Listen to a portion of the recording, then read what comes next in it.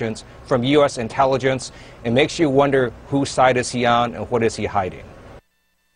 In the meantime, President Trump's sons, Donald Jr., Eric Trump, and Eric's wife, Laura, met with the Republican National Committee to discuss the midterm elections and the 2020 re-election outlook. So we want to bring back Lynn Sweet here. Lynn, thanks for sticking around. I want to read to you something that Donald Trump Jr. said this past March at a GOP dinner in Dallas. He said, "I thought I was out of politics after Election Day. I thought I'd be going back to my regular job. But once you get a little bit of a taste of that action, it's hard to leave. You know, listen, deals are still exciting, but when you're sort of the guy out there 24/7, every day fighting in this thing, it's like a great fight, the intensity. I don't miss the politics. I promise I want nothing to do with politics, but I miss the intensity of that." So he says he doesn't want to be in politics, but he's meeting with the RNC. Help us understand the dynamic that's going on behind closed doors between political leaders and Donald Trump's sons. Well, in this case, I think I'm going to try and play the role of Lynn Sweet, political psychologist here. From Okay. a statement like that, well, I like it, I don't like it, the intensity, the lure, what is this, moth to the flame here? So part of this is, it sounds like he's a little just not intoxicated, but he got hooked on this. Nothing wrong with that. There's a lot of family out there and who wants to defend President Trump, and he needs it.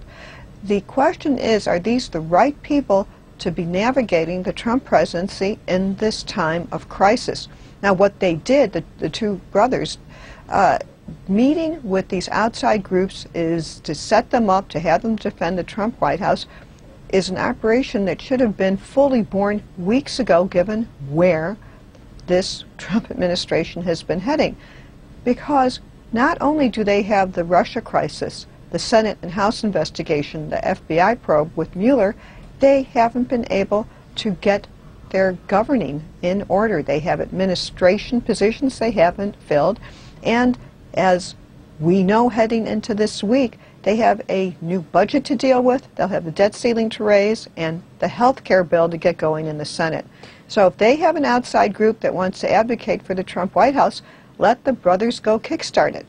Where have they been? So here's the question. Is now the right time to have these meetings about 2018 and 2020 with everything that's rolling around the White House, or is that precisely why it is the right time? Well,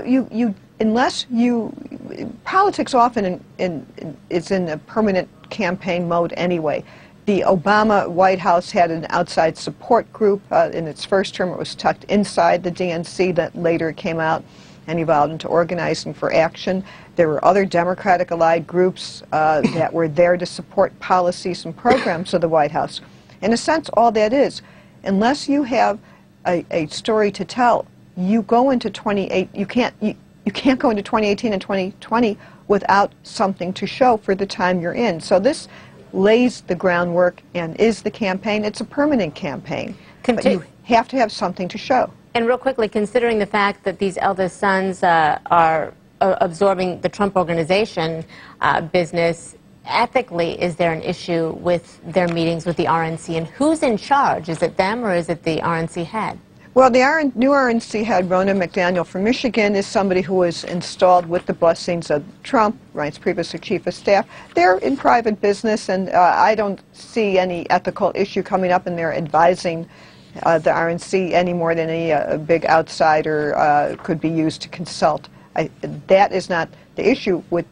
The issue is, are they giving their father and his administration good political advice to help them chart the days, weeks, months ahead? All right. Lynn Sweet, always appreciate you being here. Thank you.